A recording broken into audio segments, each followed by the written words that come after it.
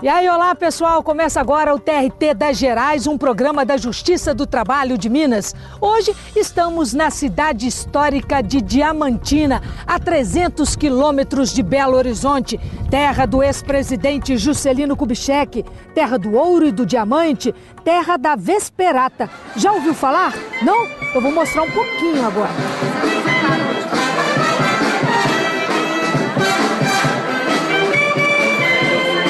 Já eu apresento a cidade para você.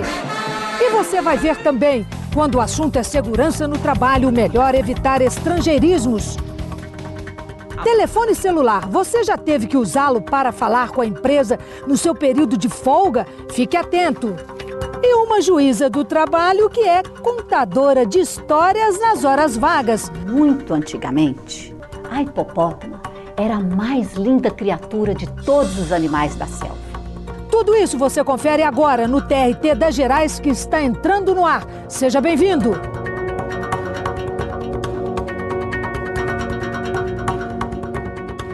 E vamos conhecer agora um pouco da cidade histórica de Diamantina, patrimônio cultural da humanidade, onde estamos gravando o programa de hoje.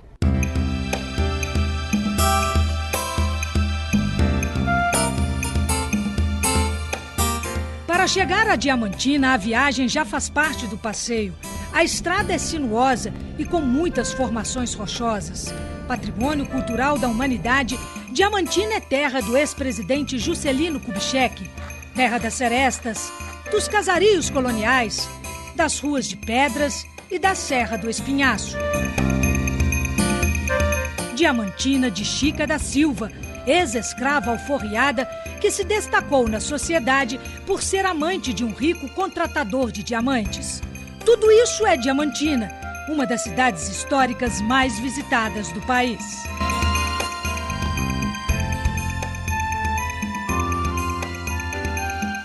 Entre becos, igrejas, história, artesanato, música e turistas, encontramos o Mercado Central. O Passadiço, passagem que liga dois sobrados históricos, a Casa de Chica da Silva, a Igreja de Nossa Senhora do Rosário, com a curiosa torre na parte traseira do prédio, uma exigência de Chica da Silva, pois os sinos a incomodavam. Diamantina das Serestas e das Vesperatas, concertos de bandas da cidade, onde os músicos se apresentam das sacadas dos casarões da Rua da Quitanda. O povo fica ao ar livre e se diverte ouvindo um repertório variado.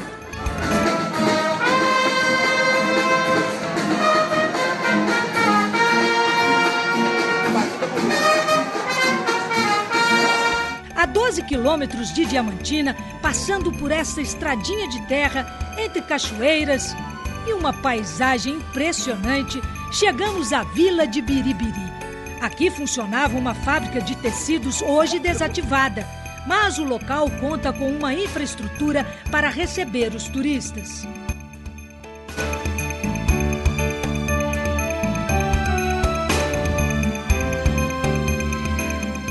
De volta a Diamantina, a casa do ex-presidente JK é hoje um museu que abriga fotos dele menino, da família, documentos. A cozinha com fogão a lenha e o quarto de Juscelino foram mantidos. Os equipamentos do então médico urologista estão conservados no consultório. É preciso conhecer Diamantina para entender como descrevê-la. Alguns turistas arriscam. Diamantina é? Diamantina para mim é cultura. Musical. Bom demais. Diamantina é uma bênção.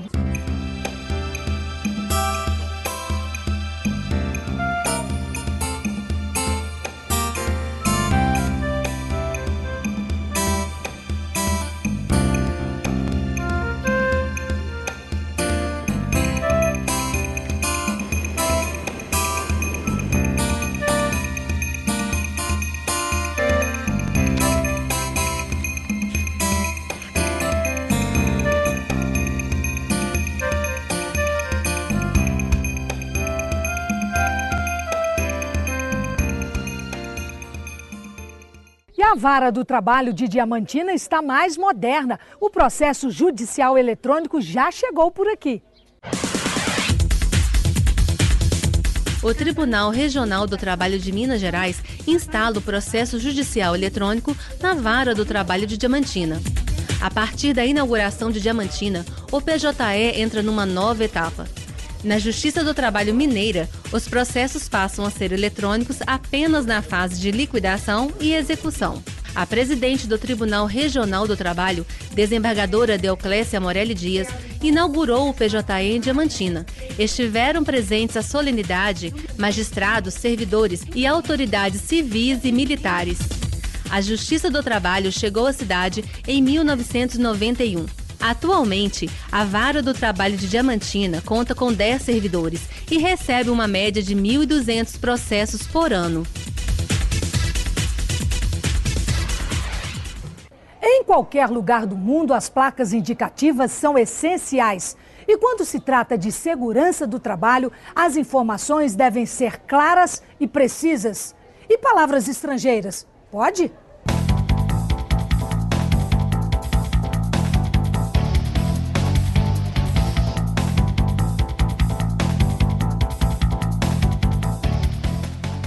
A placa indica: nesta loja há descontos atrativos. Nesta outra, a coleção de verão já está na vitrine. Na banca, as revistas de moda são um sucesso. As expressões em inglês já fazem parte do nosso cotidiano. Mas será que a população sabe o que cada uma delas quer dizer? Seriado de vampiro.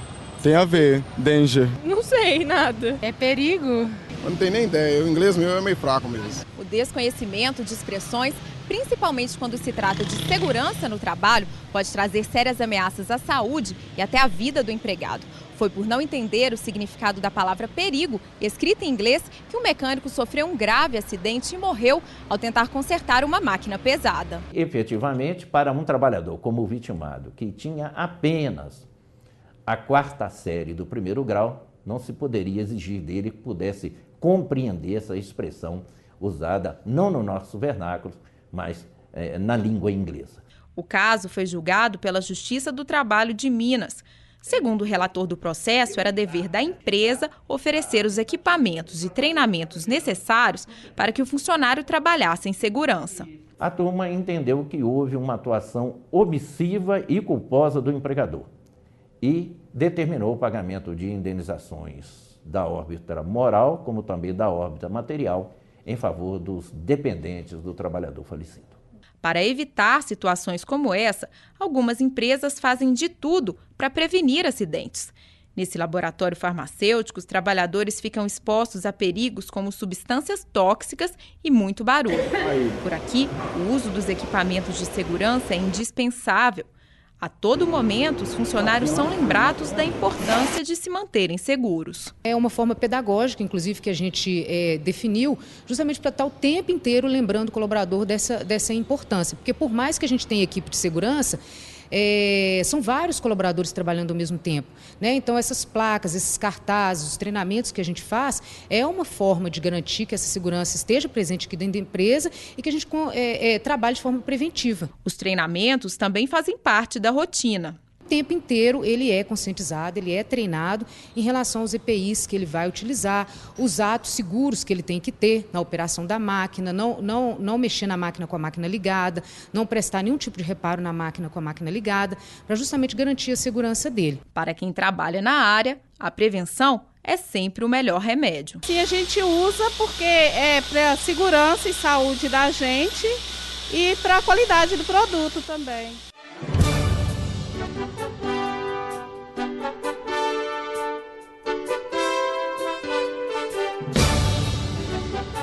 Paulo Roberto de Castro nasceu na cidade do Rio de Janeiro. Entrou para a Magistratura Trabalhista de Minas em 1986 por concurso público. Em 1988, foi promovido a presidente de Junta de Conciliação e Julgamento. Presidiu as juntas de Coronel Fabriciano, Congonhas e Conselheiro Lafayette. Em 2003, promovido por antiguidade, foi empossado no cargo de desembargador do tribunal.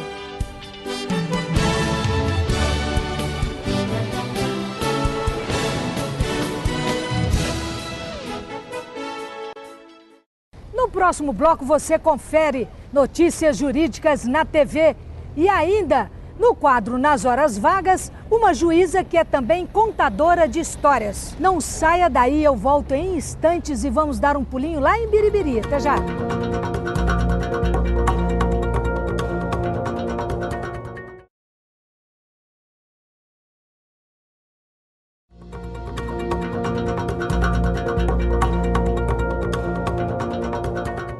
Estamos de volta com o TRT das Gerais. Agora estamos na vila de Biribiri, a apenas 12 quilômetros de Diamantina. Vamos agora às notícias jurídicas na TV com Margarida Lages.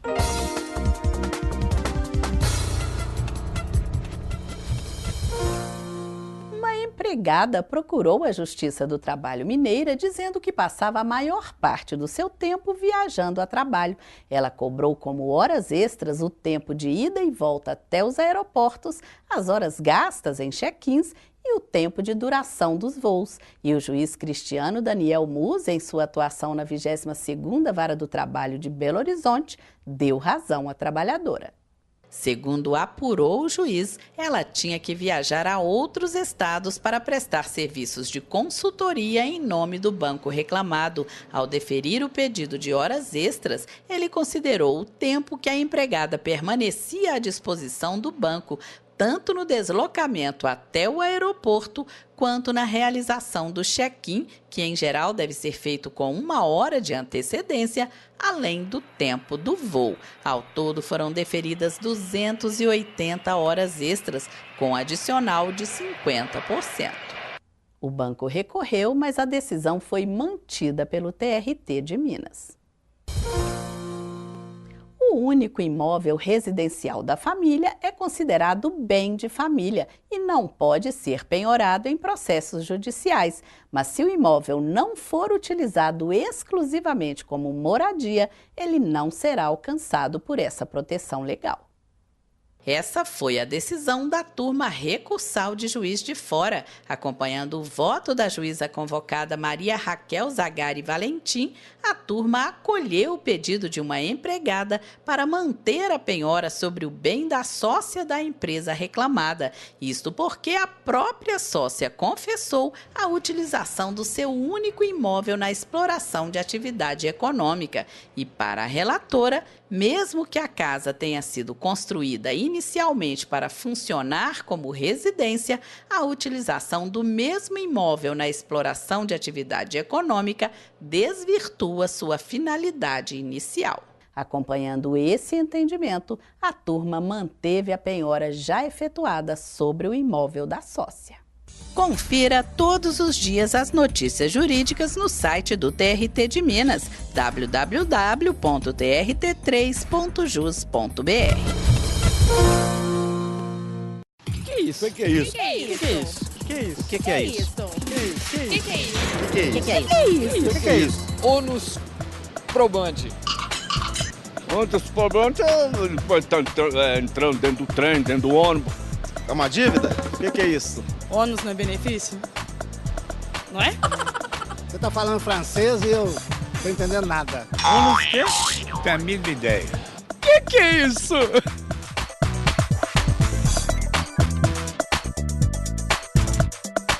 O ônus probandi é a possibilidade que a parte que está em juízo tem de produzir prova do que ela afirma.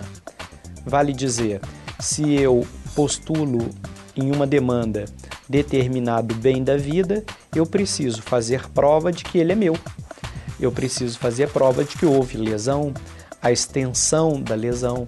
Então, todos esses valores são apreendidos ou compreendidos pelo juiz mediante esse exercício probatório.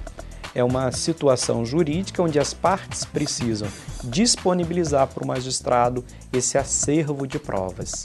É com base nesse acervo de provas que ele formará o seu convencimento e fará o seu julgamento.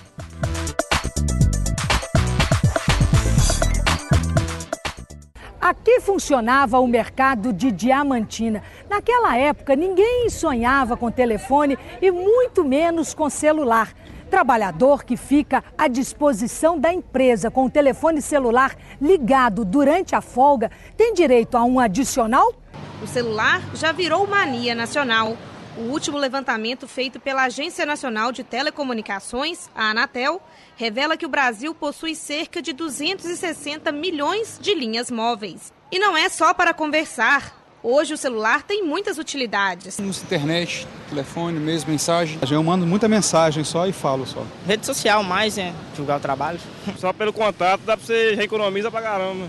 O celular pode até facilitar a vida dos trabalhadores. Mas atenção, quando o funcionário fica com o telefone ligado nos dias de folga, esperando alguma ligação da empresa, ele tem direito a um adicional no final do mês. É a chamada hora de sobreaviso. De acordo com a nova redação da súmula 428 do TST, o trabalhador que estiver submetido ao controle do empregador por meio de celulares ou outros meios de comunicação tem direito ao adicional, correspondente a 1/3 da hora normal. Este desembargador do TRT Minas julgou um processo em que o supervisor de operações ficava toda a noite com o celular ligado e se deslocava para a empresa quando acontecia algum problema. Em razão disso, é que houve a interpretação de que ali se enquadrava na hipótese da situação do sobreaviso. O que é o sobreaviso? É aquele período em que o empregado fica à disposição do empregador, uma relativa disposição, porque ele pode ser chamado a qualquer momento, mas ele não tem de ficar sobre os olhos do empregador.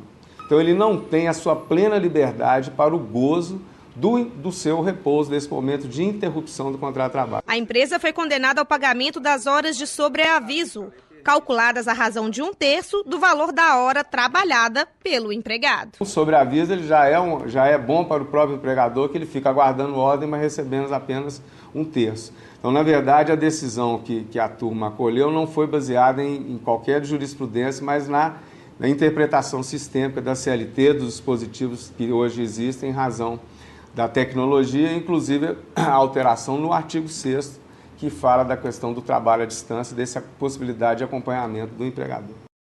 A rotina do juiz é pesada e, para aliviar a tensão no TRT de Minas, uma juíza é também contadora de histórias. Roda aí nas horas vagas.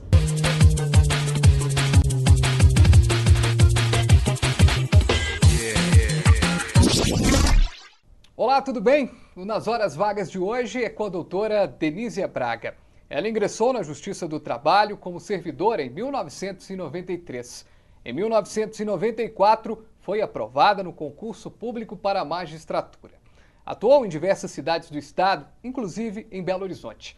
Mas hoje ela está aqui para nos contar uma história, ou melhor, várias histórias. Há 9 anos, ela entrou na arte de contar histórias. Ao participar da oficina de contação, fez diversos outros cursos na área e participou de várias apresentações como contadora de histórias. E é essa experiência que ela divide agora com a gente. Doutora Denísia, muito obrigado pela sua presença aqui. Como é que nasceu essa coisa da história? Em 2002, de repente, um curso, se apaixonou?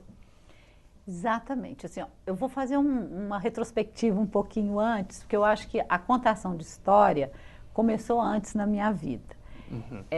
Lá na infância, no grupo escolar, que antigamente era grupo escolar, eu participava de auditórios, tinha auditórios, eu declamava poesia, eu lia sempre algum texto, fazíamos teatro e eu gostava muito de estar fazendo teatro.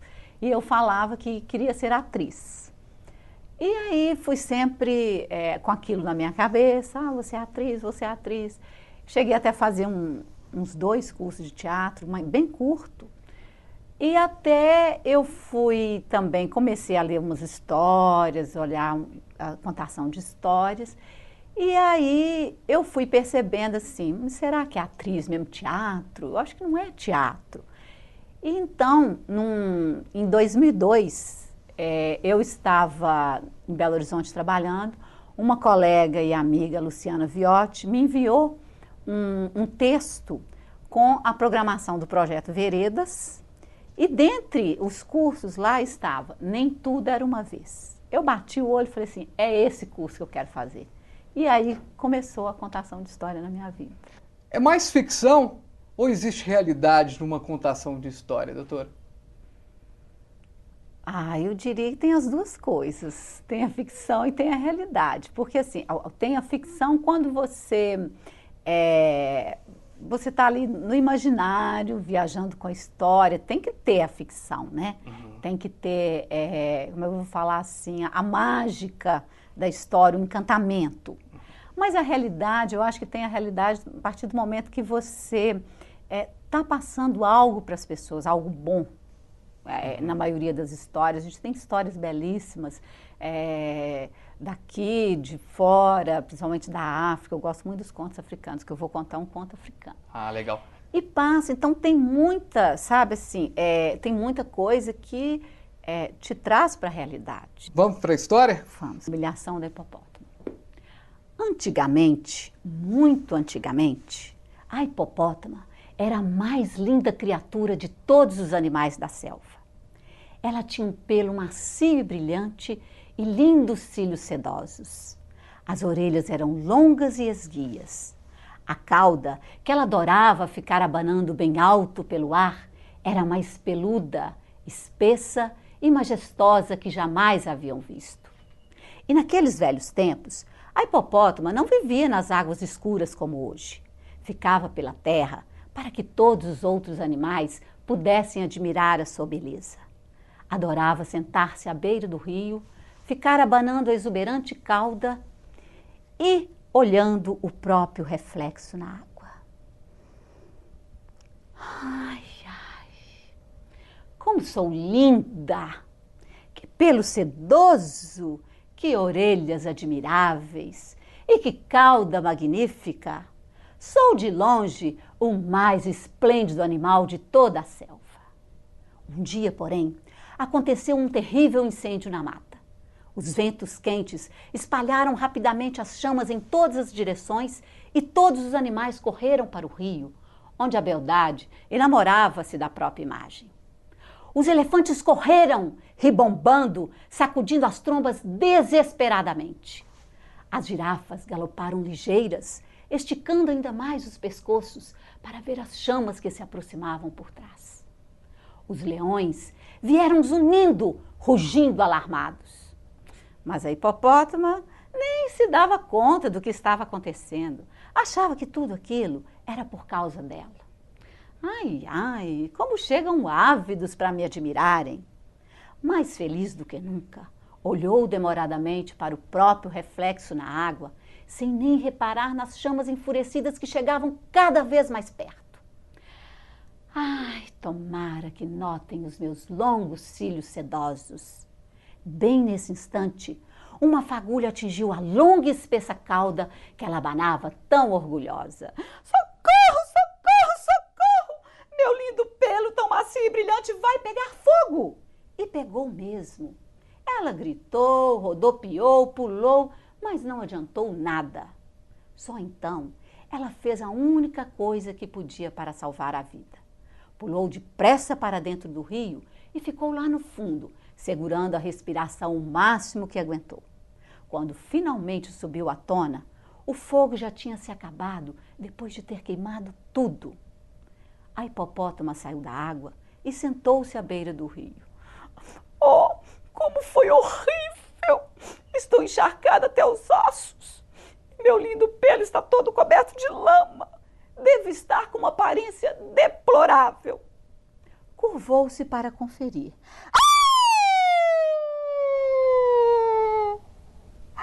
Mas quem era aquela horrenda criatura careca, toda enrugada, olhando para ela?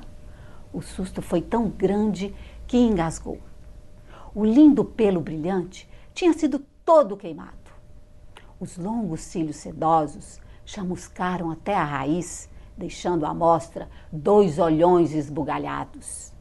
As orelhas, longas e esguias, se enrugaram tanto, mas tanto, que viraram 2 toquinhos feiosos.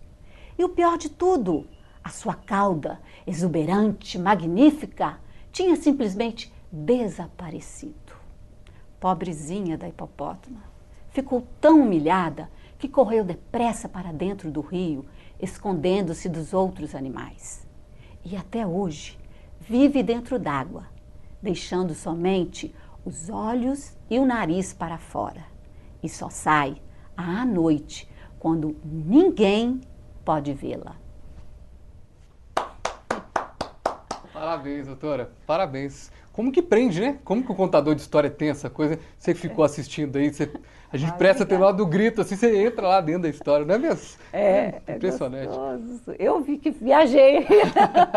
Muito legal. Eu acho que você que está em casa deve ter percebido o que eu percebi aqui acompanhando, ou seja, você entra na história mesmo. Doutora, muito obrigado pela presença. Acho que a gente mostrou um pouquinho do que é o trabalho da doutora Denísia fora da Justiça do Trabalho, ou seja, e acaba levando um pouco da contação de história também para a magistratura, da magistratura para a contação de histórias e por aí vai seguindo, não é mesmo? Isso aí. Obrigada a vocês pela oportunidade, gostei muito de participar do programa. Contar história é sempre bom. Depois a gente, quem sabe, a gente não faz um outro programa com uma outra história. Fica okay. O convite aí para um próximo programa. Só contar história, outro. Denísia, obrigado, viu? Nada. Comecei com a doutora Denísia Braga, contou histórias aqui, é contadora de história. Um abraço, até o próximo programa. Valeu!